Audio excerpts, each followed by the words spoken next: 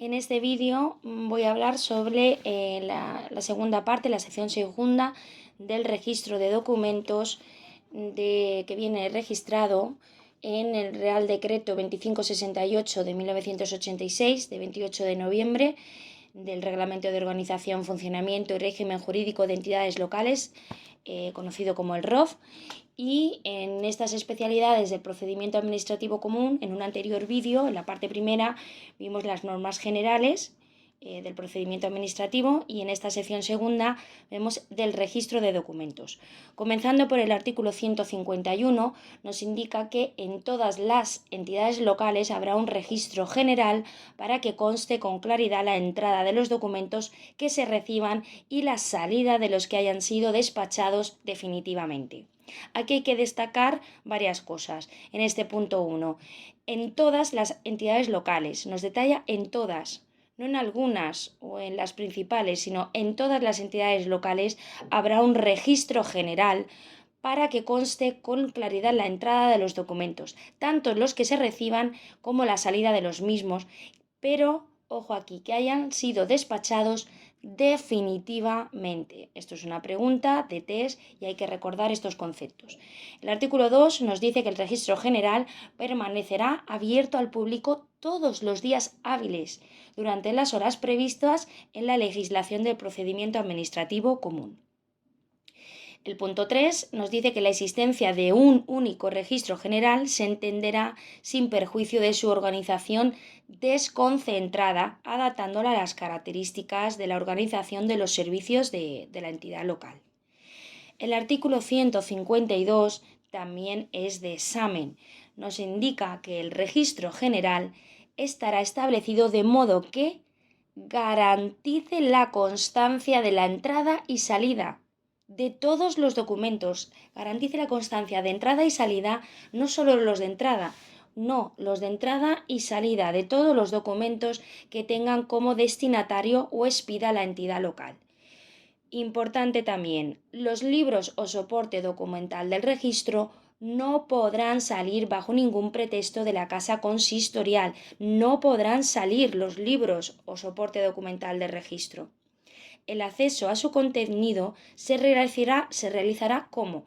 Pues puede ser mediante consulta de los mismos en el lugar donde se encuentren custodiados o mediante la expedición de certificaciones y testimonios. Así podremos tener acceso a su contenido, pero no podrán salir bajo ningún pretexto. El artículo 153 nos dice que los asientos del registro contendrán referencia exacta, palabras claves, referencia exacta, no aproximada, que lo he visto también en algún examen, de cada uno de los documentos que se remitan desde las oficinas locales o que en ellas se reciban, y al efecto de los de entrada deberán constar los siguientes extremos. Aquí se detalla ¿qué es lo que debe contener los asientos de entrada en el registro? Pues deben de contener un número de orden correlativo, la fecha del documento con expresión del día, mes y año, la fecha del ingreso del documento en las oficinas del registro, procedencia de ese documento, pues la autoridad, corporación o persona que lo suscribe, extracto o reseña breve del asunto del que se trata, negociado, sección o dependencia a que corresponde su conocimiento, resolución del asunto, fecha y autoridad que lo haya dictado y observaciones para cualquier anotación que en caso determinado pudiera convenir. El punto 2 de este artículo 153 nos dice que los asientos de salida se referirán a estos conceptos: número de orden, fecha del documento, fecha de salida, autoridad, negociado o dependencia de donde procede, autoridad, corporación o particular a quien se dirige, extracto de su contenido, referencia, en su caso, al asiento de entrada y observaciones. El punto 3 hay que tenerlo también en cuenta porque nos dice palabras claves que hay que tener, hay que recordar. Los asientos han de practicarse ¿cómo? ¿De qué forma? Pues de manera clara y concisa, sin enmiendas ni raspaduras que, si existieren, serán salvadas. Así lo dice este punto 3. clara y concisa, sin enmiendas ni raspaduras. El artículo 154 nos dice que el registro de salida, en él se anotarán todos los oficios, notificaciones, órdenes, comunicaciones, certificaciones, expedientes o resoluciones que emanen de las corporaciones, autoridades o funcionarios locales. El artículo 155 nos dice que registrado un documento, pues se estampará en el mismo una nota expresiva de la fecha en el que se inscribe, entrada o salida y número de orden que le haya correspondido. El artículo 156 nos dice, el artículo 156 también de examen, en su punto 1 nos dice quién es el encargado del registro y quién cuidará de esos documentos. Pues el funcionario encargado del registro. Él será el que cuidará bajo su personal responsabilidad de que cuantos documentos se presenten lleven adheridos los reintegros que exija la ordenanza reguladora de la tasa local del mismo, si la hubiere, los cuales se inutilizarán, cuidado con esta palabra, inutilizarán, estampando sobre ellos la fecha de entrada. El punto 2 nos dice que si el documento presentado a un registro no reuniera los datos exigidos por la legislación reguladora del procedimiento administrativo, la Ley PAC, o faltara el reintegro debido, se requerirá a quien lo hubiera firmado para que en el plazo de 10 días subsane la falta o acompañe los documentos preceptivos con apercibimiento de que si así no lo hiciere, se archivará sin más el trámite.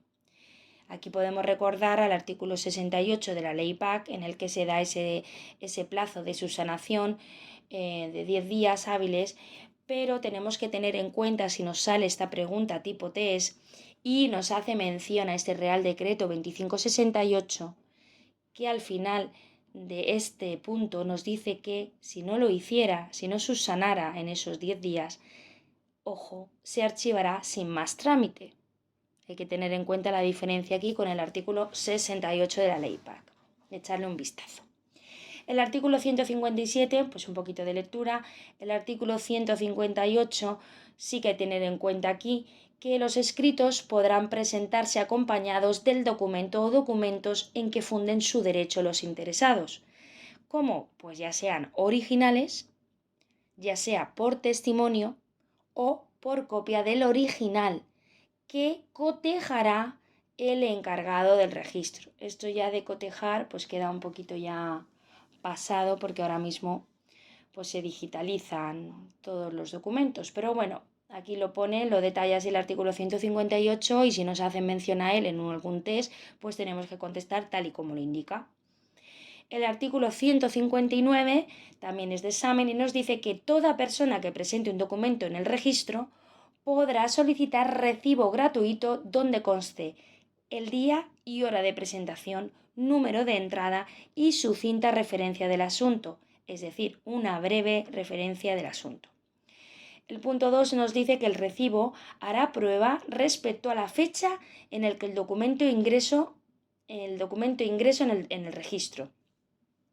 En el lugar de recibo podrá entregarse copia sellada del documento. El artículo 160 nos habla de que el encargado del registro, una vez efectuada la inscripción, hará la clasificación oportuna de los documentos ingresados y procederá a distribuirlo pues, a donde proceda, a donde vayan a resolverlo, donde se anotarán en el registro parcial y unirán a sus antecedentes si los hubiera, o se abrirá o iniciará expediente en su caso, dándole la pertinente tramitación.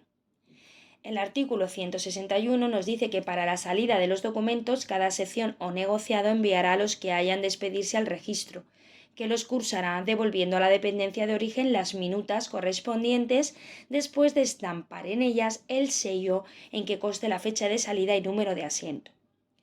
Por último, el artículo 162 nos dice que con referencia a los asientos de los libros del registro podrán expedirse certificaciones autorizadas ¿por quién? Esas certificaciones deberán ser autorizadas por el secretario. Y hasta aquí esta sección donde hemos visto el registro de los documentos y continuaremos con la sección tercera, que es de los expedientes.